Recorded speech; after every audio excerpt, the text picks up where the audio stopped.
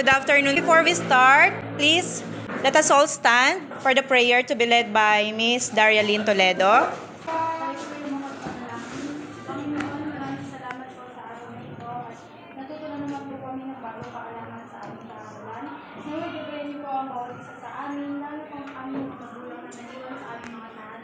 Ganun na rin po ang aming mga guro, nakasama po namin ngayon. Naway gagawin po kami sa gawain gagawin namin na road trip. Ingatan niyo po ang bawat isa at alam po ang aking sa dalangin sa Panginoon. Amen. You may now be seated. Good afternoon. Good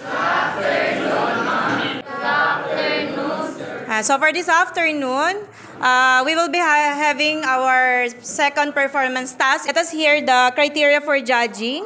Criteria for judging is presentation 30%, relevance 20%, characterization 10%, delivery 10%, props or costumes 20%, cooperation 10%, total score of 100%. Okay, thank you, Aprilyn. And now to introduce the Board of Judges, may we call on Miss Estela Villaluz. Good afternoon, ladies and gentlemen. Please join me in welcoming our esteemed judges for today's event. First, we have Sir Emil Cardona, a respected English teacher with a profound understanding of language and expression. His insightful feedback promises to enrich our showcase with literary expertise. Joining him is Sir Elmer Procina, a distinguished math teacher whose analytical mind and attention to detail bring a unique perspective to our gathering panel. Together, they form a dynamic group representing both the arts and science, ensuring a well-rounded evaluation of your hidden acting talents. Let's express our gratitude with a warm round of applause as we embark on this exciting Thank you so much po sa presence nyo, Sir Emil and Sir Elmer. na hindi makatanggit sa tuksyon ng dagat kahit na may malakas na bagyong paparating. Magandang gabi po sa inyong lahat. Inaasahang ang bagyong Tanggol ay tatama sa kalupaan ng Pilipinas bukas ng tanghali. Ito po ay tatama sa lugar ng Nueva Vizcaya, Pangasinan at Bicol Region. Pinag-iingat po ang lahat ng mga isda at kung maaari po ay huwag munang papalaot upang mangisda. Ito lamang po ang nagbabagang balita sa oras na ito. Ako po si Carol Isabilla, nagbabalita. Isa lang po pag nagdarating at pinagbabawalan na huwag pumalaot. Huwag mo na ituloy pumunta bukas. Ngunit ito lamang ang alam kong paraan ng pita. Ayoko nakikita mga ng ating unang kinakain. Meron pa naman tayong kaunting pagkain dito na maaaring makain ko sa isang araw. Kaya na tayo magandang sumalaot para O siya, sige, matulungan mo tayo. ang asawang si Nerdy na maingat na nag-aayos ng kanyang gamit para paghahanda para sa hamon ng karagatan. Ang alimaw ng kaligtasan ay bumabalot sa kanilang kapitan at dadala ng pangako at mga pagkakataon sa malawak na dagat. Sa kabilang dako ay naroon si Pepe na matyagang hinihintay ang kanyang kumpare si Nerdy upang sabay na makita ng malawak na karagatan. Wala tayong mga isda ngayon. Oo, pare, naluluwa ka naman nata ang balita. Tingnan mo lang ang kalimahan. Siya, wala ka tayo para makawin tayo ng marami.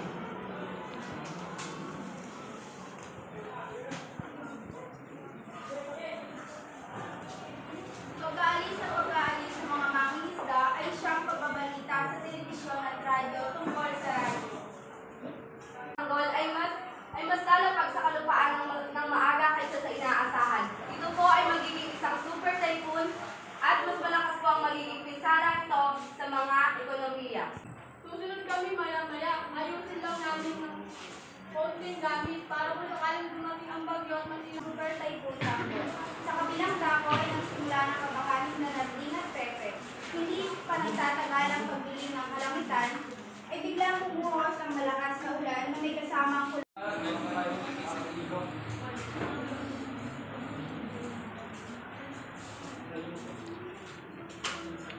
Habang pabalik ang dalawa ay nahampas ng malakas sila ng pagkasira nito. Nalaglag ang dalawa sa dagat. Lumangoy man sila ay hindi nila kayang kalabanin ang mga hampas at takas ng alon. Habang hinahanap ng mga rescuer ang katawan ng dalawang manging isda at hanggang ngayon po ay hindi pa rin po ito nakikita. Pero kahit wala na siya dito, hindi tayo nababayaan tayo ng magkaibigan. Marami ito ay magsilbing aral sa atin na makinig. For group 1, ito lang po yung napapansin ko. Ito yung mako-comment ko. For presentation, so mahalaga po kasi pag nag-present tayo ay yung blockings natin. So, doon yung tinitingnan ko yung mga blockings ng presentation. And for relevance, so alam naman natin related naman talaga yung yung presentation doon sa ano po natin, effects of disaster. Kung ano yung effect ng disaster. So relevance doon, okay sa akin na. Characterization. So siguro lack of internalization. Siguro kasi, kung meron tayong walang toka, gano'n. So sa props, okay naman sa akin yun. And, yan na. Thank you, sir. Yan. Sir Emil naman po. My group 1, congratulations. I did admire your cooperation. Nakita ko na you got into the spirit on the characterization. Kaya lang sana mas nakulangan ako. Kita yung naging epekto nung paglabag ng dalawang mangingisda noon sa kabila ng ating advisory ng ating reporter para mas ipakita natin yung emosyon. Once kasi na tayo ay nagpe-play without even saying the literal words. Pero sa kilos mo, sa action mo, saying your gestures, mas makikita natin nung ipi-play natin yung bagay. At nagkaroon ng masayang paglalakbay. Sa maliit na baryo ng mundo, napansin ang mga ilang nagbabago at ilang may paparating na kalamidad. Narinig ito ni Jasmine at lumapit sa kaniyang ate.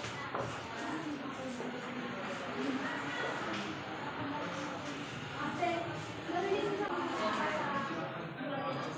ka ba, Jasmine? Lahat nilang pinaniwalaan. Ikaw na nga, kumain na nga tayo.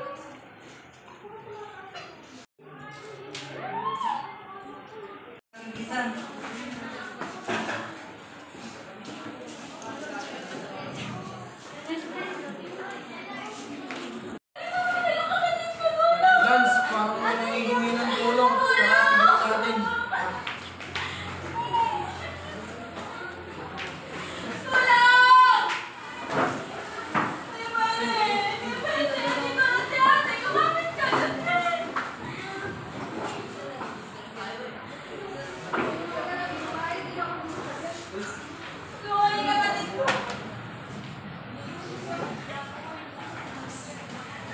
Performance nyo na ipakita nyo yung effect andon. Presentation, medyo kitang-kita naman kung ano ba talaga yung nangyayari. Pag tinitili mo, ganyan. Kasi parang nakita ko na parang nilaro mo lang kasi. So parang na-minus point ko. Hindi dahil sa props. Pero next time sana, kung may papayo ko, when you are going to have a play like this, you have to put into the character. Kasi sometimes, napaka-dilubyo ng earthquake, hindi kumalaan kanina kung yung tao ang nililindol o yung props niya. Pero nevertheless, kapag gumawa kayo ng ganito, make it very serious. To convey the messages to the audiences. At the same time, at mas nakikita ng maayos, mas magiging effective yung inyong characterization.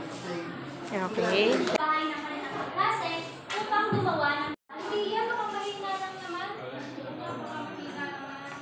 Sa bagay, sa Manila namin, hindi binabahay. Teka, kukuha lang ng bangka.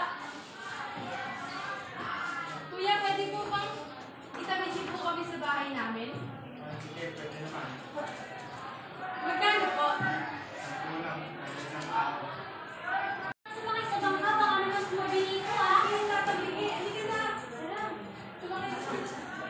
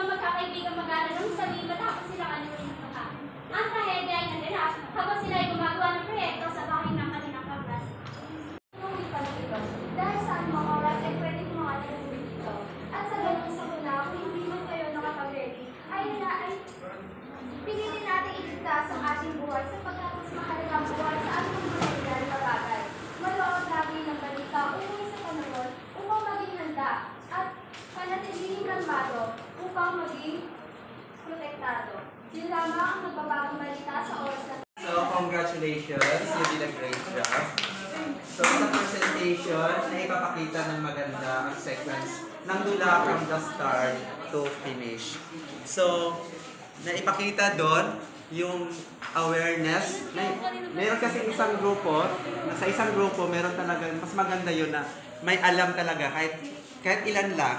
Hindi naman natin sasabi lahat may alam, pero dapat sa isang grupo meron talagang may nakakaalam kung ano yung dapat na unang gawin. So, yun, naipakita siya ng maganda. Okay, so congratulations. The performance are well executed, no?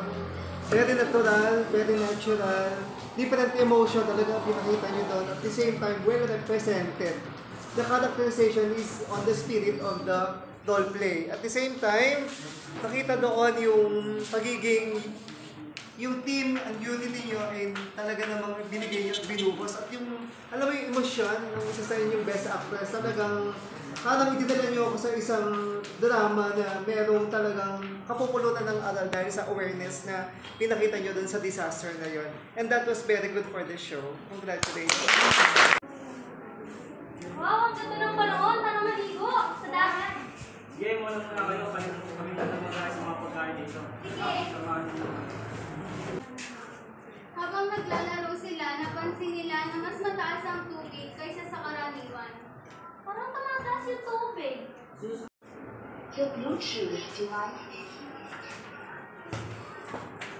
Tulong! Tulong!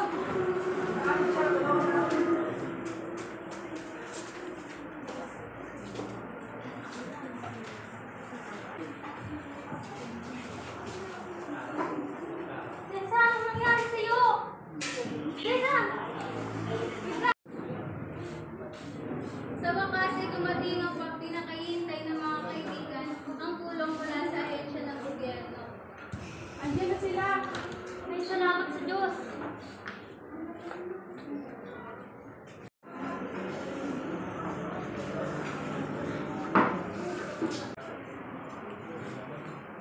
Sa wakas, kahit sa harap ng dilubyo, nagtagumpay. So, una kong comment sa presentation. Presentation, medyo nakukulangan din ako sa pag-present. Though naipakita naman yung relevance ng dula ninyo doon sa topic po natin, which is the effects of disaster. So medyo kasi nagkakaroon ng parang, may mga eksena na nagkakaroon ng naghahang. Kasi parang nag-hesitate kung i-act ba natin or hindi. Parang ganun yung nangyayari. So kaya nagkaroon siya ng naghahang doon, stop. So sa characterization, so nakukulangan lang din ako sa pag-internalize ng mga words. Kasi parang nakukulangan ako sa pagbibigay dapat yung Mahalaga, ano? Enjoy yung ginagawa nyo. You are enjoying what you are doing. But nevertheless, pagka nagbibigay kayo ng play na ganyan, you have to be informative. Kailangan concrete yung word na sasabihin nyo dun sa inyong mga dialogue para makonvey nyo yung message doon sa mga viewers. Yung audiences kasi, even though hindi kayo magsalita, alam nila yung nangyayari base doon sa inyong mga gesture. Magandang umaga, Pilipinas! Narito ang inyong lingkod na si Darlene Toledo at ako naman si April Santos. At ito ang walang kinikilingan, walang pinoprotektahan, mata ng katotohanan at boses ng bayan. Ang WBS News Patrol. Alamin namin natin ngayon ang magiging kalagayan ng panahon mula kay Miss Darlene Toledo. Pasok! Magandang umaga sa inyong lahat. Mabilis at maliwalas ang pagdaloy ng ating panahon ngayon. Kaya, panahon ngayon, muli ako si Darlene Toledo At ako si April Santos. ang WBS News Patrol. Magandang panahon ngayon. Oo nga, ang ganda ng panahon. Mukhang matupi ang mga sinampay ko. O siya, tawagin ko muna ang anak natin. Anak, kakain na tayo. Itigil mo na muna yung paglalaro mo. Sige po, anak.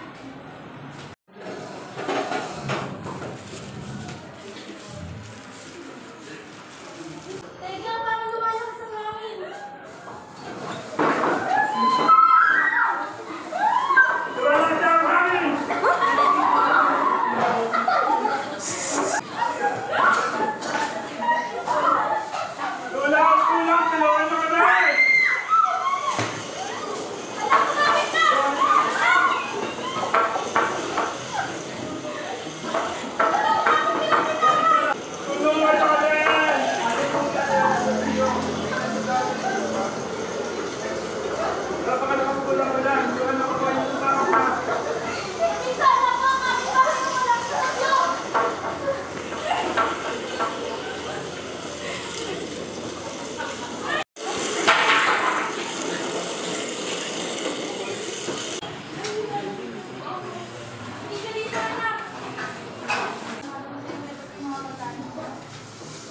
Maraming salamat po sa inyong tulong.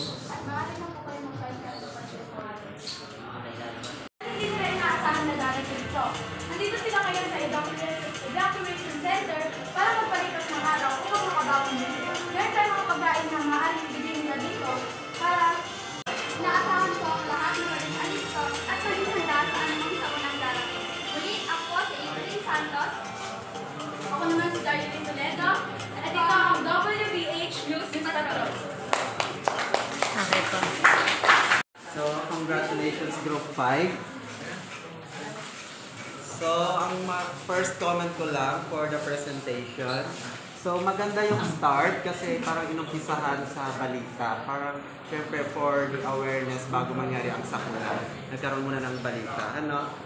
Tapos, may mga scene na biglang tumahimik. Siguro, ganyan.